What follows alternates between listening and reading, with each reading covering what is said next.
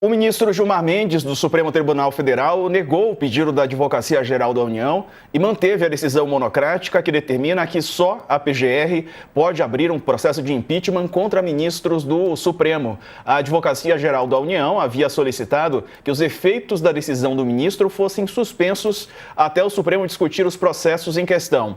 A previsão é que as ações sejam colocadas em plenário virtual a partir do dia 12 de dezembro. Para Gilmar, não existe previsão legal para esse pedido de reconsideração da AGU. Na decisão, ele havia dito que a iniciativa do advogado-geral, do Jorge Messias, é um expediente informal e reafirma que a decisão dele próprio está baseada de forma suficiente para justificar a aplicação imediata, disse Gilmar Mendes. Bom, para o ministro, a decisão se justifica para acessar um estado de coisas incompatível com a Constituição. A gente tem uma entrevista, sobre esse assunto. A gente conversa agora com o jurista Lênio Streck, que está aqui conosco. O Ricardo Couto me acompanha para essa entrevista. Boa tarde aos dois, bem-vindos. Doutor Lênio, boa tarde. E aí, o senhor concorda com o ministro Gilmar Mendes nessa decisão? Basicamente, sim, porque tem uma grande virtude nessa decisão. Ele traz de volta a juridicidade para pedidos de impeachment, ao menos com o Supremo Tribunal. Veja, algum dos 42 pedidos contra o Xandão ou algum dos 100 pedidos em geral contra todos os ministros Supremos ou dos ministros, tem algum grau de juridicidade ou era tudo questão política, etc? Tudo era político. O que faz isso? E essa é uma discussão que tem que trazer para dentro dos impeachment de presidente da República, porque não dá para transformar o regime presidencialista no parlamentarismo com o que fizeram já com a Dilma, etc. A questão com relação aos ministros supremos é toda uma engenharia constitucional que faz com que o Supremo não possa ficar refém do Senado. Imaginem, o todo-poderoso presidente do Senado, ele segura os pedidos de impeachment, fica poderoso, porque se ele colocar, basta 11, 12 ministros para afastar o ministro do Supremo. Isso chega a ser bizarro. Então, o que acontece? Eu não concordo com a frase que o Gilmar diz estado de coisa. Eu não acho que exista uma coisa chamada estado de coisa inconstitucional. Já escrevi contra isso. Mas não é relevante. Eu quero dizer é que uma lei feita do tempo em que se atava cachorro com linguiça, em que o Ministério Público era um braço do Executivo, que não se falava em Estado Democrático de Direito. Esta lei é muito velha, carcomida, então o Supremo poderia ter feito mais, ele poderia simplesmente dizer toda essa lei é inconstitucional, não é compatível, e ficava sem lei. Aí ele fez uma adaptação, por exemplo, a lei de imprensa, o Supremo varreu do mapa, que era muito velha e muito ruim. Esta lei aí é muito ruim, poderia ter sido varrida, mas aí o que o Gilmar fez? Utilizou aquilo que o Supremo vem fazendo. As pessoas criticam, não criticam, eu mesmo sou crítico por vezes. Interpretação conforme a Constituição, etc., técnicas contemporâneas de adaptação de velhas leis à Constituição. Então, sim, eu vejo um grande ganho com relação à possibilidade de trazer de volta o direito para dentro da política dos pedidos de impeachment. Certo. Boa tarde, Couto. Boa tarde, Diego. Boa tarde, doutor Lênio. Fazer uma pergunta para o senhor. O que o Congresso pode fazer agora? Ontem, o presidente do Senado, Alcolumbre, ele fez um discurso veemente que vão tomar providências, convocou assessoria jurídica e tal. Nesse momento, o que o Congresso poderia fazer contra essa liminar do Gilmar, concretamente? Contra a lei, nada. O que o Congresso pode fazer é uma lei nova, adaptando a Constituição. E aí vamos discutir no plano do Congresso como um todo uma nova lei que regulamenta crimes de responsabilidade, pedidos de impeachment. Não dá mais para aguentar esta lei velha ora, maioria simples dos membros de uma sessão no Senado faria com que o ministro ficasse refém de 11, 12, 13 ou 14 ou até 15. Então, isso tinha que ser corrigido. Tem que ser corrigido. O parlamento legisla. Quando ele não legisla, ele acaba criando para si mesmo um problema. O Supremo está sempre atento. Veja, por exemplo, que o Supremo salvou a saúde pública quando fez algo que o Executivo não fez no tempo da vacina. A gente tem que considerar tudo isso. O Supremo salva a democracia. As pessoas podem discutir sobre o golpe de Estado, mas o Supremo foi fundamental.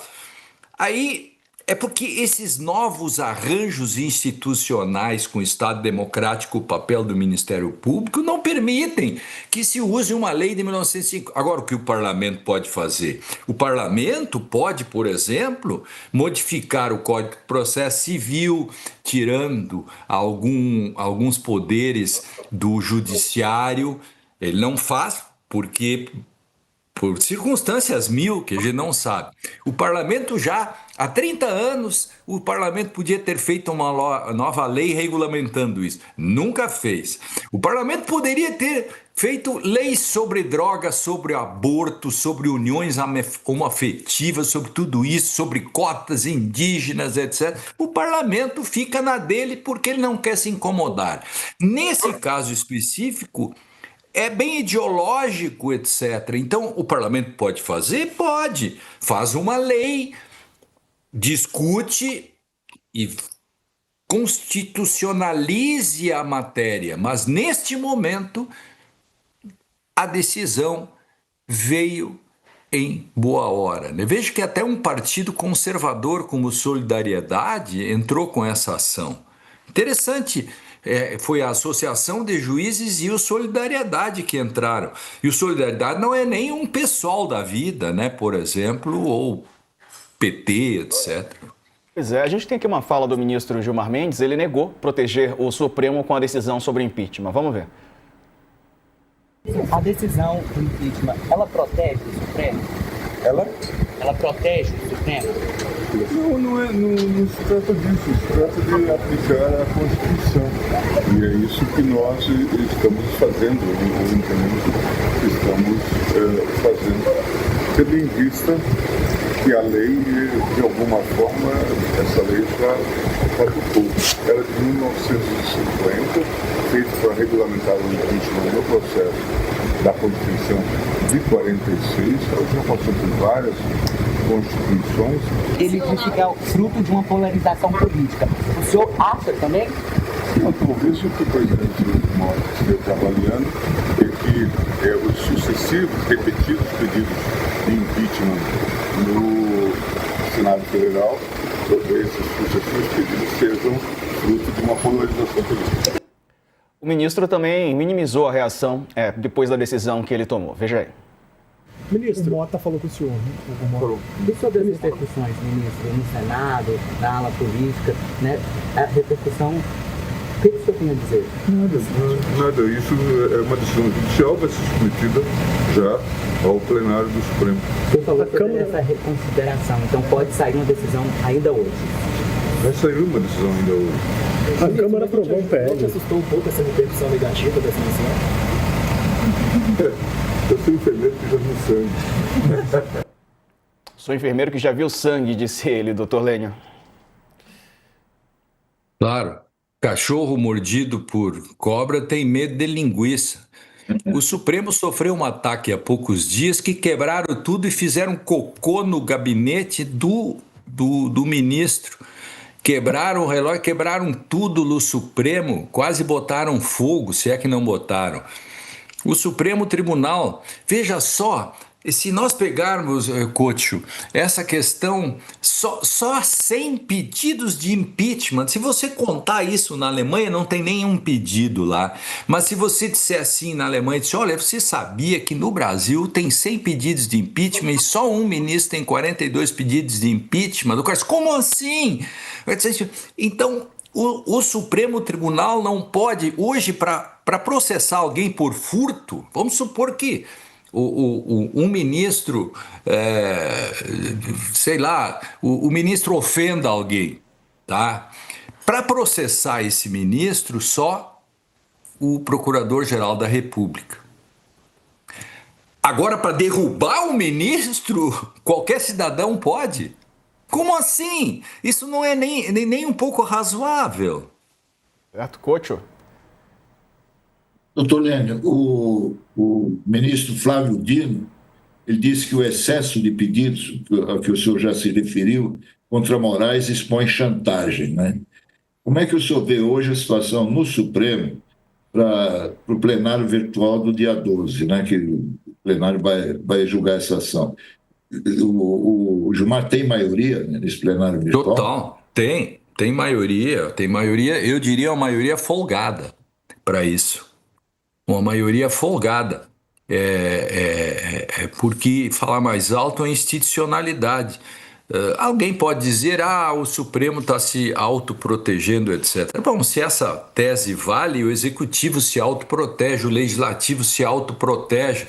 As pessoas, eu me autoprotejo, é do meu instinto. Então, de algum modo, essa é uma questão secundária na discussão, né?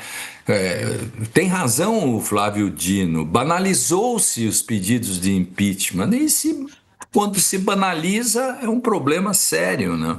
Pois é. Agora, a gente está vendo em paralelo algumas investigações avançarem, né? Tem as das próprias emendas parlamentares, a investigação do Banco Master e as ligações com Brasília, né? E a gente está vendo agora a Polícia Federal avançar no Rio de Janeiro. Vai ser pauta daqui a pouco aqui no UOL News também. Como é que o senhor vê a relação disso também com um interesse político ainda maior em cima do STF, doutor?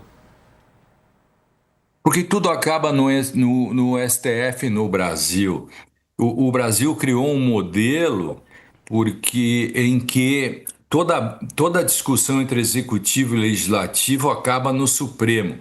E tudo acaba no Supremo Tribunal como o lugar do controle da constitucionalidade, da legalidade, porque nós acabamos fazendo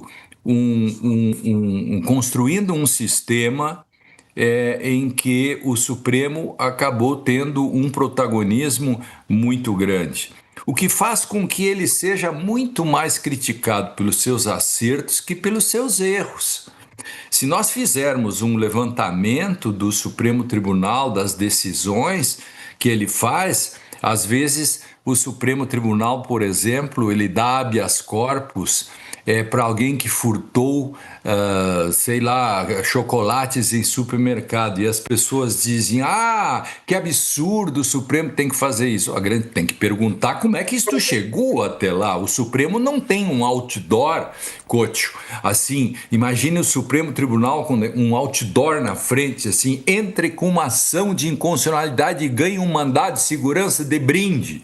O Supremo, ele só age quando é provocado. Então, acaba se criando, tudo vai para o Supremo fica contra as cordas, de algum modo. Então, se ele leva um punch, ele não reage, quem sofre com isso é a institucionalidade, porque se o Supremo não tivesse reagido quando estava sendo atacado em 2019, nós poderíamos ter sucumbido, e ele também. Quando ele reage, ele é criticado pelos seus acertos. Os desenhos institucionais brasileiros, a gente chama isso de desenhos institucionais ou diálogos institucionais, nos mostram, por exemplo, que as contingências da história, né? Os acidentes históricos, etc., fazem com que o Supremo, cada vez, pelo menos no caso brasileiro, adquire um protagonismo muito maior, que talvez ele não quisesse até, né? Veja só 2019. Por que o Supremo, isso nós temos que todo tempo lembrar. Por que o Supremo lançou mão de seu regimento interno, que criou aquele super inquérito que até hoje ele está no mercado? porque o Ministério Público não defendeu o Supremo, que era a função, então, da Raquel Dodge. Aí o Supremo o que fez? Faz o que qualquer corte no mundo faz quando tem uma espécie de contempt of court, que é o ataque e desprezo à corte. O que faz a corte? Ela busca se defender a partir de um mecanismo interno. Foi o que o Supremo fez. E isso empoderou mais ainda. Agora, a gente critica o rio porque ele tem águas fortes, mas esquece de criticar as margens que oprimem. Eu estou usando aqui uma platitude, eu não gosto muito de platitudes e truísmos, mas às vezes eles são necessários para explicar metaforicamente a real politique e a real juridique que nós vivemos, né? Doutor Lênio, o que está como pano de fundo desse embate todo aí do parlamento com o Supremo, o Judiciário, é a eleição de 2026, né? A gente sabe que isso... porque a campanha da oposição bolsonarista está muito centrada em eleger mais senadores, né? Isso. E para quê? Para promover o impeachment de ministros que eles não gostam, né? Como é que isso pode... Isso vai gerar uma crise maior entre os poderes? Como é que se resolve isso? Pois é, é fato que a extrema-direita está tentando montar uma força de combate no Senado para que tenha votos e até mesmo coloque na presidência alguém que coloque em pauta os pedidos de impeachment. Por isso foi tão importante.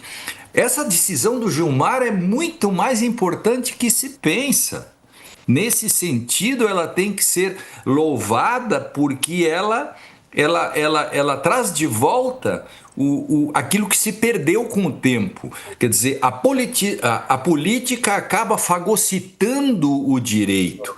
Quando o direito reage, por exemplo, com uma decisão judicial como essa, ela coloca a coisa de volta nos trilhos. A eleição de 2026, nesse sentido, ela volta um pouco para o patamar para mostrar, de algum modo, que você não pode usar como campanha eleitoral ou como planejamento de antemão um Senado que tem outras funções inobres para simplesmente atacar aquele poder. E, de novo, essa é uma questão que todos os dias nós devíamos colar na geladeira. O Estado democrático de direito no mundo pós-bélico, depois da Segunda Guerra, nós fundamos constituições que são chamadas de Auschwitz nunca mais, constituições pós-bélicas, ou seja, constituições que visam apaziguar a sociedade, e nisso se colocou, e no Brasil está no artigo 101, o Poder Judiciário, que é o guardião da democracia. O Ministério Público, ao seu lado, é o guardião dos direitos, etc., e tem deveres. Por isso é que o Senado não pode se colocar como um elemento de enfraquecimento daquilo que é o cerne da democracia pós-Segunda Guerra. Isto é científico, isso. Não é opinião. A ciência do direito e a ciência política mostra isso, né?